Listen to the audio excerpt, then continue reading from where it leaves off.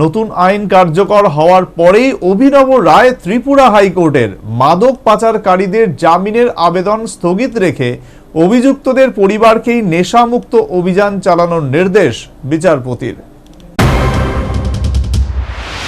1 জুলাই থেকে দেশে লাগু হয়েছে নতুন 3টি আইন।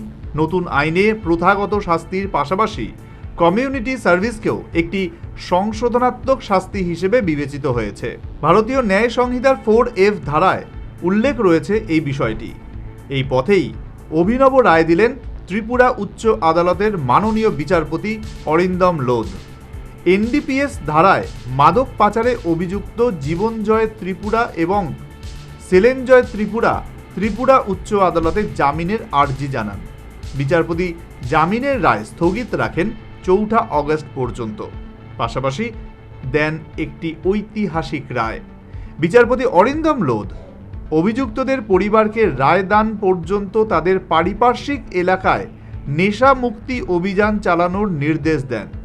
তিনি রায়ে জানান, এই অভিযান চালানোর সময় অভিযুক্তদের পরিবারকে এলাকার যুবক যুবতীদের সাথে কথা বলতে হবে এবং নেশার বিরুদ্ধে জনমত গড়ে তুলতে উদ্বুদ্ধ করতে হবে।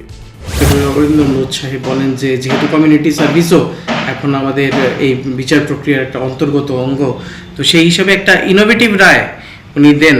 উনি বলেন যে এই কেসটার মধ্যে যারা আসামি রয়েছেন, মানে জীবনজয় ত্রিপুরা এবং সেলেনজয় ত্রিপুরা, তাদের বাড়ির লোকদের বলা হয় যে তারা যেন আগামী 1 মাস কমিউনিটি সার্ভিসের অঙ্গ হিসাবে ওনারা যেন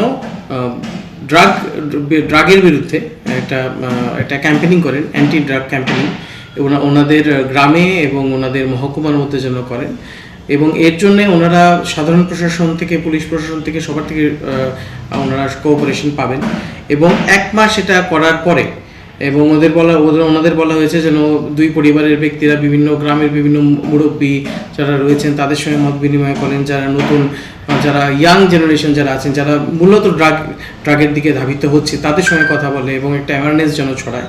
এবং এটা পুরোটা ভিডিও। এরই সাথে মাননীয় বিচারপতি গন্ডাচড়া থানার পুলিশ, BDO, SDM, প্যারা লিগ্যাল ভলেন্টিয়ার্সদের এই কাজে অভিযুক্তদের পরিবারকে সম্পূর্ণ সাহায্য করার নির্দেশ দেন।